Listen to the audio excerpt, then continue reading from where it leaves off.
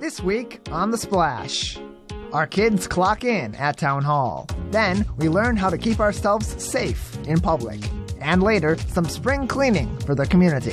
The Splash is a production of Civic Center TV. We're a news magazine that covers everything from local news to feature stories, all so that we can bring you the latest from the greater West Bloomfield area. And now, let's dive into The Splash.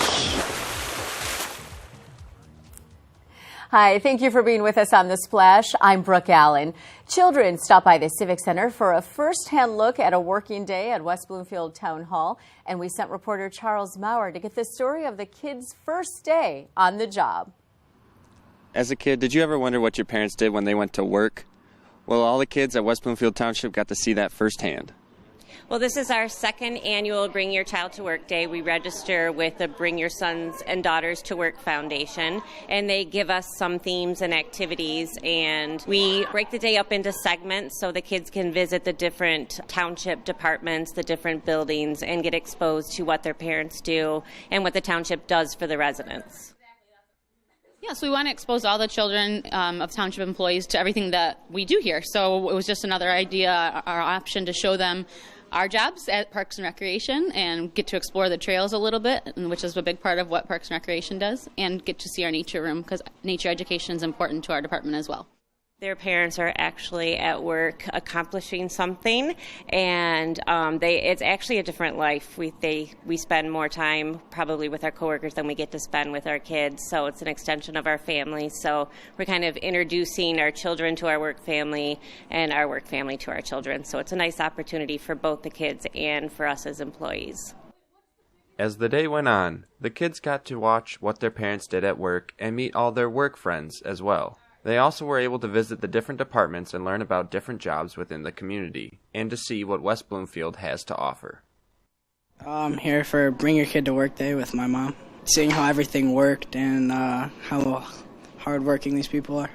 I thought it was pretty cool. We got to explore a lot of things, and we got to do a lot of stuff with my parents, so that was pretty good, and it was a lot of fun.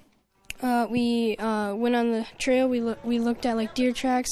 We looked under logs. We found some bugs and even found a gardener snake.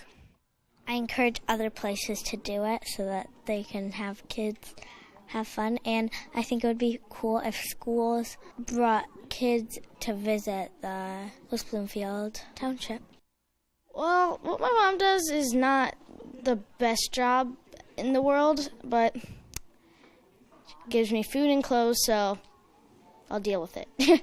Yeah, it's really interesting. This is my first Take Your Son and Daughter to Work Day that I've participated in as an adult. I did it as a child, but it was great to see the interest that kids had in what their parents do every day, because I'm sure, you talk about it around the dinner table, but we made it extra fun today so that they are interested in potential careers for themselves, too. Hopefully we get more children to come, more people to get involved. We do extend this out to fire, police, parks and rec, so we'd like to see more of the departments, see what we're doing and get excited and have their kids come join us. A day filled with adventures, playtime, and snacks. Maybe the working world isn't as bad as you thought it was as a kid. Reporting for The Splash, I'm Charles Maurer. To find out more, you can visit civiccentertv.com/takekids-to-work. There are everyday dangers that can be prevented when you know how to handle them. Reporter Tyler Keefe sat down with an expert for ways we can protect ourselves out in public. Approximately once every 4 seconds, a property crime occurs in the United States. However, there are ways that you can protect yourself from many common crimes, such as larceny. Larceny could happen anywhere. It could happen in parking lots. Theft could take place within any type of retail store. So those types of things happen pretty much all over all communities.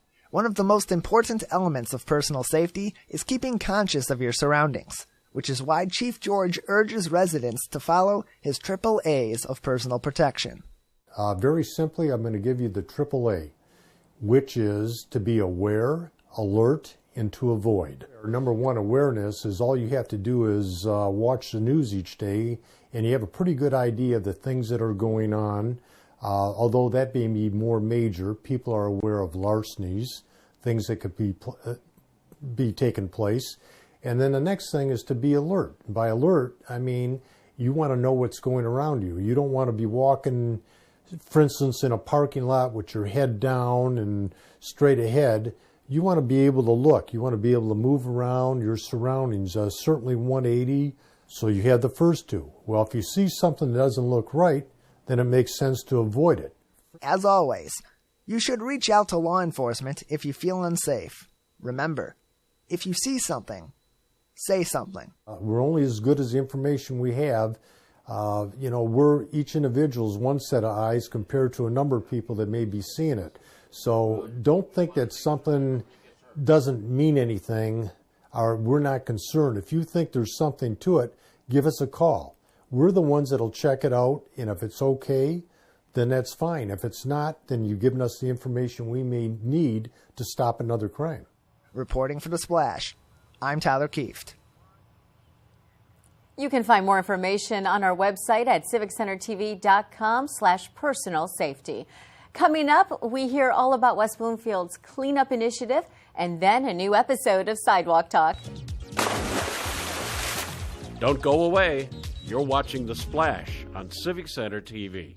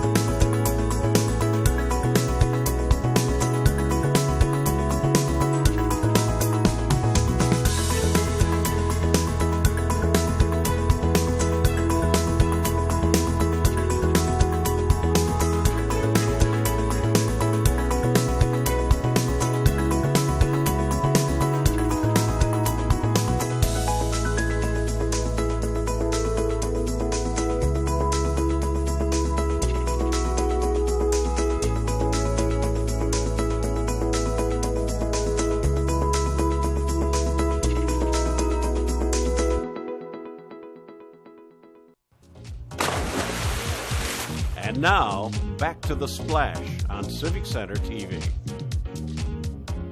Welcome back to The Splash. Thank you for being with us. I'm Brooke Allen. Making the planet cleaner starts at the community level. And reporter Ryan Younglove ventured out to get the details on how West Bloomfield Township is keeping our planet clean. In any community, keeping the area clean is very important. Here today in the greater West Bloomfield, many volunteers came out to help pick up trash to keep the area clean. The township, every spring we encounter many phone calls and concerns from the community that the streets are littered with debris and litter and trash. And so we try to plan a spring event. We try to put out for volunteers. This year we put it on our website and also a Beacon article that ran asking for volunteers.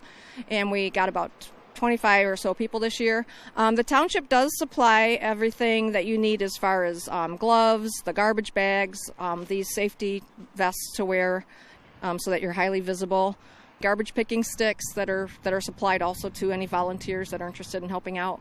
After their hard work, I spoke with the generous volunteers about why this benefits the community and their experience during the cleanup. It is so important. You don't realize how much trash travels, and there's so much plastic out there. It was pretty amazing. Most of the stuff we were picking up is plastic, and it doesn't degrade, so it's so important to get it out of our system. So I'm definitely going to avoid using plastic bags if possible. I have a sense of accomplishment that we did something, because it was really a mess. And so a whole group of us really made an impact in just a few hours. I think volunteering and doing this is really a good idea.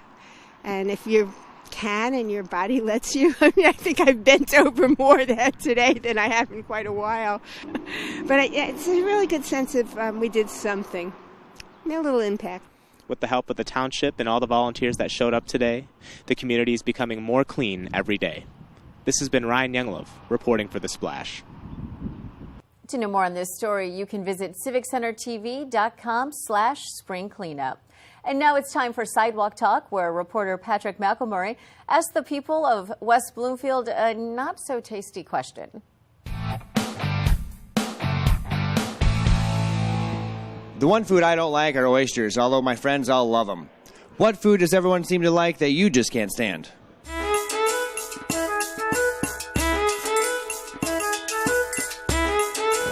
Shrimp. I hate shrimp. It's nasty to me. From working in the fish market, eating it all the time for free, now I can't eat it. Fried shrimp, cold shrimp, all shrimp? All shrimp. Can't eat any of them. I don't like shrimp cocktail, but I like fried shrimp. No, none for me. None for you. Tomatoes. I just do not like tomatoes. Texture? Just the taste of them. Like, I'll eat some of them, but I just can't do a lot of them. Ginger. Comes in the sushi. I don't like it at all. The same way, I don't like the ginger with my Just sushi. like Moscow mules. I don't like those either. It's ginger. I like ginger beer, but not ginger. Stay away from it. I do not like the Caribbean jerk chicken because the bones are in there. It's like they just boil all the chicken with the spices, and I don't like that. Flavor good, but no bones. I just don't like that. It looks like a poor woman's dish. Oh, yeah, sushi. I don't even like the thought of eating raw fish. You ever tried cooked sushi? No, I haven't. I just don't. It doesn't appeal to me at all. I'm the same way. It's the texture for me, the raw fish. Yeah, I have a texture problem with some foods too, and I've tried it. I have tried it, but I don't like it. Is there food that everyone else seems to like, but you just can't stand? Spinach dip. I had it one time. I used to like it, and then I had a bad version of it from a local restaurant, and not the one we're standing in, but located in Southfield, and got super, super sick on it. And now even just saying the words almost makes me want to vomit. That's fine. Well, so I will not repeat that back. I hate pork belly, and it is so in vogue right now. I've tried it super crispy, but it's just slimy and fatty and gross tasting to me. It's not for you. Not for me. White Castles. White Castle? I hate White Castles. Mini burgers or White Castle specifics? Gives you bad taste in your mouth. Fish. What kind of fish? Any fish, any seafood. I don't like the smell. I don't like the way it looks. I just can't do it. Can't eat it. What about the chicken of the sea? I don't do it. Good. I'm Patrick McElmurray. Join us next week for another episode of Sidewalk Talk. For more episodes of Sidewalk Talk on Demand, visit civiccentertv.com/sidewalk talk. And now it's time for the Civic Center TV event update. We provide you with upcoming events around Greater West Bloomfield. And for more events coming up, visit civiccentertv.com/events.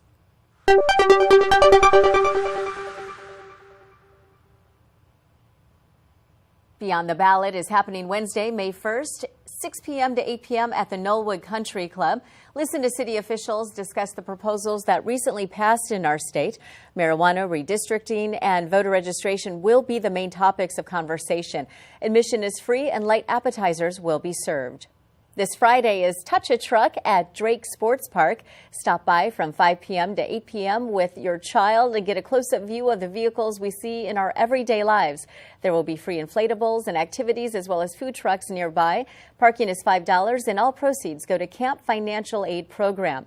Feel free to visit wbparks.org for more info. Books and Babies is happening at the library Friday, May 3rd at 10 a.m. to 10:30 a.m. This interactive program includes dancing, rhymes, puppets, and, of course, books. Registration is free, and for more information, visit wblib.org. Come play board games with cats Saturday from 11 a.m. to 4 p.m. at Meow Town Lounge inside Pet Value. Join in for a fun day of board games with adoptable cats. Registration is required and sign-up is free. For more info, email meowtownlounge@gmail.com. May 6th, special characters are visiting the library from 11 a.m. to noon. Join in for some family time with a princess and a superhero. Engage in some math, science, and art activities, all at no cost. For more information, go to wblib.org. Dispose of prescription drugs with Operation Medicine Cabinet. Happening year-round in West Bloomfield, Keego Harbor, and Orchard Lake, and takes place at the police departments of the three communities. Disposing of drugs is a completely anonymous. Open 24/7 in West Bloomfield, Tuesdays and Thursdays 9 a.m. to 2 p.m. in Keego Harbor, and Monday through Friday 8 a.m. to 4 p.m. at Orchard Lake. For more information, visit oakgov.com or call your local police. Spectacular Saturdays is taking place every Saturday from now until May 18th at the West Bloomfield Public Library. Spectacular Saturdays goes from 11 a.m. to 11:30 a.m. and is fun for the whole family. Begin your weekend with an interactive story time that includes great music, dancing, and of course stories. No registration is required. For more information, you can visit wblib.org. And that's this week's highlights. You can find more events online at civiccentertv.com/events and see everything going on in the greater West Bloomfield area. We're going to take a short break, and when we come back, we'll be speaking with State Senator Jim Runestad of the state of Michigan's 15th District. Don't go away. You're watching The Splash on Civic Center TV. Civic Center TV is your home for everything greater West Bloomfield. Here you can tune into community programming such as our weekly news magazine show, The Splash, as well as coverage of local events and meetings in Keego Harbor, Sylvan Lake, Orchard Lake, and West Bloomfield. You can also watch all of your local programming online anytime at civiccentertv.com. Civic Center TV, television that's close to home. For every meeting of the West Bloomfield Township Board, join Civic Center TV for a brand new show called West Bloomfield Township Board All Access, airing at 5:30 p.m. Our team will review how to access meeting agendas, go over the key issues on that night's agenda, and talk to township officials about projects happening right here in your hometown. It all happens live at 5:30 p.m. before every meeting of the West Bloomfield Township Board on Civic Center TV and 89.3 WBLD, the all-new Lakes FM. And now, back to The Splash on Civic Center TV. Welcome back. We're joined by State Senator Jim Runestad of the state of Michigan's 15th District. And thank you so much, Senator, for joining us today. Thank you, Brooke. So, busy days for you, long nights, and education top of mind. Can you go ahead and tell me a little bit about that? Well, it's been busy as we were talking. I've put in over 100 hours a week in the last 3 weeks, including Saturdays and Sundays. So, yeah, it's a very busy job. And I would say that education is one of the top priorities for me. My parents were both public school teachers, and my sister was a public school teacher. And I went to Central Michigan University to become a public school teacher. And although I couldn't find a job at that time, I did go into 110 schools and teach a class in various schools, which was a great experience. And one of the complaints I've heard about the way schools are funded is they get the same allowance for transportation that if you have a district that's very self-contained, very condensed, and basically has no transportation. So like Berkeley? Berkeley is a good example. Or Royal Oak? Royal Oak, okay. Right. Yeah, we have a very condensed school district. Gets the same funding as a very sprawling rural district where a substantial amount of their education dollars are spent transporting the kids. So I'd like to get some additional funding for those sprawling districts so that they can basically be on par with these condensed districts in terms of all the money going to educate the children. So interesting that you were going to be a teacher and you went into politics. What was the deciding factor for you? Well, I was going to be a government and history teacher, and had economics minor, history major, and there was no jobs in teaching back in 1984, so I went into insurance and did that for a number of years. And then, like I said, I went and had a job for about 5 years that took me into all these different schools doing presentations, and it was a great experience. And then back into insurance, and I've been in the insurance industry for over 20 years now. And then, my father was saying one day, you're always talking about politics and things you see that are wrong, but you've not activated anything and really turned it into action. And driving home that night, I said, yeah, he's right, but I don't know how to do that. And no one in my family had ever been involved with politics. Mm-hmm. So I started searching around, found this little club, that Republican club, and joined that. And they asked me a few years later to be the president. And we grew it in membership and attendance, and eventually ran for the county commission in Oakland County and won that seat. And then from there, that was a part-time job. And then ran for the state house, won that seat, and I thought I could continue doing insurance maybe in the summers, but I found out the way I'm constructed, it was all in. I was putting in 80, 90 hours a week as the state representative in session weeks, and my wife kept saying, well, when is this going to slow down? I said, any week, it's going to slow down. Well, anytime. Yeah, it's never slowed down, so she now knows it's just the way I'm made. I put in a lot of hours between working on legislation and reading bills and things in the district. You can do this job 24/7. So you mentioned insurance, and I know that this is a big issue on the table right now, auto insurance. Yes. So tell me a little bit about this. What are your thoughts on auto insurance and the cost of it in Michigan? Michigan has either the highest or one of the highest rates of insurance premiums in the nation. And we really have to do something about that. And it is the number one priority of the Republican House and Senate is to reduce the cost of insurance.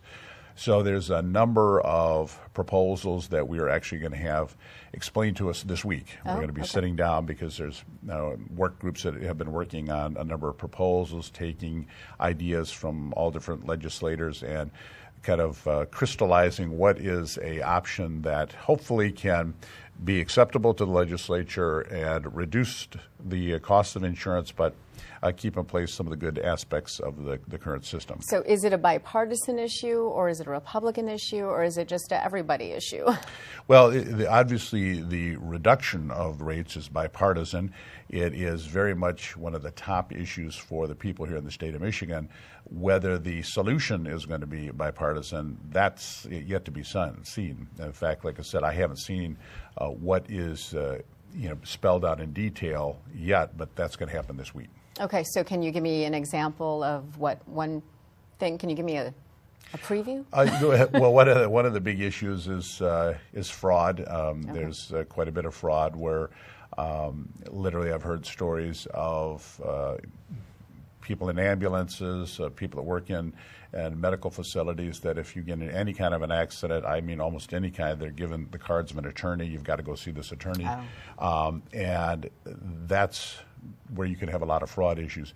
My understanding is that that's not even legal to do, but it's very hard to track if somebody's slipping somebody a card. Say, well, and especially if you've just been in an accident, you're a little bit vulnerable at that moment. You are, and you can make that call, and maybe that's not even the best advice you're getting, but like you say, you've just been in an accident, and it really shouldn't be going on. But that's just a small part of it.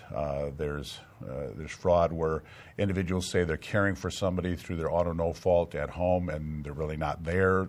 There's individuals that say they were injured and they're out playing golf or climbing mountains, and so that's just one example. There's so many different aspects of the auto no fault system that have to be looked at, and it's one of the probably the most complex thing that I've seen since I've been in the legislature is the moving parts of auto no fault just seem like they never end.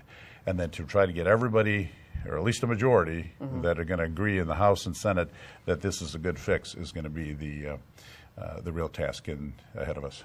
So if there's one thing that you could change, and there were no votes needed, and you could just say, okay, well, this is what needs to be fixed, let's just do it, and you have the final say, what would it be?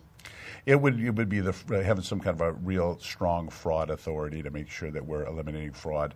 Nobody should be defrauding the system on the ratepayers, and that ratepayers are going to pay for that fraud. So that would be the number one area I'd like to address. And as far as education, that's one of your top priorities? My top priority in the whole appropriation, I would like to see us get a transportation categorical, because the fundamental unfairness of trying to educate the kids with such a substantial part of your budget going to transport the kids, and other school districts have no transportation costs. So I'd like to see that fixed. And of course, I don't know that I can let you go without talking about the damn roads, right? So where do you stand on fixing the roads, the 45-cent tax increase? We know that stalled. So where do you stand on that? Well, when I heard the 45-cent a gallon tax increase, I thought that is a lot of money. When you add that up, maybe 2 or 3 cars per family, and many families are struggling. I mean, people say, well, it's just a great economy, but there's a lot of people out there that are hanging on by the skin of their teeth, and there was a study done a few years ago that the average American in an emergency, I mean a health emergency or a car emergency, couldn't raise $400. Now we're talking maybe $1,000, $1,200 increase for the average family in gas, taxes, they just can't afford it. And everywhere I went, I've heard the same thing. This is not the way to go about it. So there's 2 more years to get the full funding of the past gas tax implemented. It's not entirely implemented. So we're going to see more orange barrels out because of that. And then we're also looking, because we feel we found more money in the budget to put into roads on top of that. We're going to see how that goes, because a problem they had in the past is they gushed out billions of dollars into road funding all at once. There's no vendors that can handle that in Michigan, so there were out-of-state vendors coming in, slapping out asphalt all over, terrible work, huge bonding costs. That's what we're still paying off from decades ago. So we're trying to do it in a very logical, methodical way, but make sure that we do get these roads fixed. And it sounds like by Michigan companies. That's important. That's Absolutely important, right? Yes. Okay, thank you so much. It has been a pleasure to speak to you today. Thank you, Brooke. And stop working so hard, will you? If I can learn how to do it, I will. Your wife wants you home for dinner. She does. And we've been joined by State Senator Jim Runestad of the state of Michigan's 15th District. And on this week's episode of The Biz, we take a visit to Pet Value for some insight on caring for our beloved pets.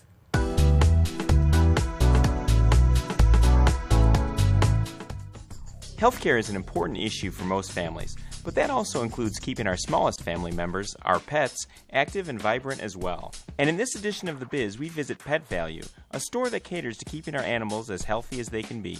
It has become amazingly, increasingly popular, yes. So I think a lot of us feed our pets better than we feed ourselves. And that's anything from grain-free, gluten-free, corn-free, holistic diets, raw food and alternative feeding, frozen food. The pet industry and the pet food industry has changed so much, even in the last 5, 10, 20 years. We all grew up, for the most part, buying food at the grocery store. And we've learned, especially recently, that that food is not going to be the best food for our pets for longevity and living a happy life. We're all familiar with the term holistic, but what exactly does it mean in terms of a pet's diet? A holistic diet is really kind of an all-encompassing diet that includes fresh meats, fresh vegetables, fresh grains, and is really a whole and all-inclusive diet to be able to take care of a pet in a holistic way. So that holistic approach and really thinking of it, taking care of not just one specific need in their diet, but the pet as a whole. So you think of the ingredients kind of being something that you would serve to your entire family at a big Thanksgiving dinner. Food allergies worldwide are on the rise for humans, but pets are not immune to this growing trend. I think people are becoming more aware of pet allergies and food sensitivities, and really kind of the few things that you can look for in your pet are, one, hot spots. So are they having any skin irritation? Constant ear infections is another great indicator that your pet might have a food sensitivity or an allergy. Licking and chewing at their paws. Anytime you're really noticing obvious discomfort, we can help you find an alternative that might be causing that issue or that sensitivity. And usually the biggest and easiest way to do that is by switching foods. When pollen, dust mites, mold spores, and other triggers come in contact with a pet's skin, they can also trigger allergies, and bathing is a good remedy for treatment of these symptoms. But based on dog breed and how long their coat is, how oily their coat is, yes, we love a dog wash, especially for heavier coated breeds, longer hair dogs. So our dog wash is fantastic. You can see behind us, each one of our locations has a hand-painted mural that's specific to the community. We welcome all animals into the dog wash, but we've seen pigs, goats, mini horses, anything that you can bring in. But our dog wash can accommodate up to a giant breed dog. We've had 250, 300-pound Mastiffs in the wash, up to our St. Bernards. And then we've got a smaller tub there in the middle where you can bring in your Chihuahua, and it's easier than doing it in the kitchen sink. For Civic Center TV, I'm Lawrence Nyland. For more episodes of The Biz, visit civiccentertv.com/thebiz. And now it's time for our final segment, Person of the Week, where we honor people in the community improving, inspiring, and providing toward others. And this week's recipient is Pastor Brian William of United Methodist Church. For many years, Pastor Brian Williams served the community in a variety of ways. As the pastor of United Methodist Church in West Bloomfield, Pastor William provided congregants with a connection to their faith and to the community as well.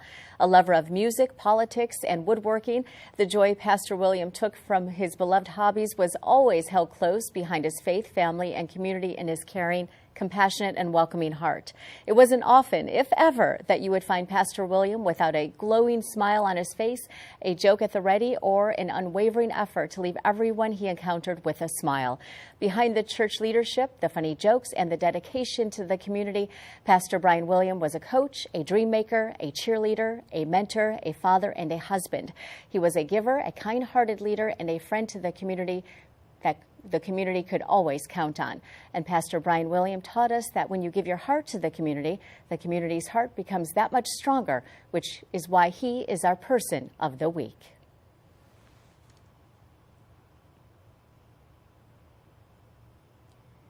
Reverend Brian William was 43 years old. That's it for this week's show. You can watch new episodes Mondays at 5:30 p.m. at Civic Center TV on Comcast 15, AT&T 99, and online in HD at civiccentertv.com.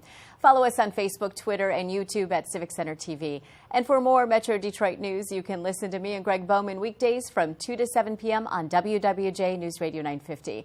And for all our friends in Sylvan Lake, Orchard Lake, Kego Harbor, and West Bloomfield, I'm Brooke Allen. Thank you for watching The Splash.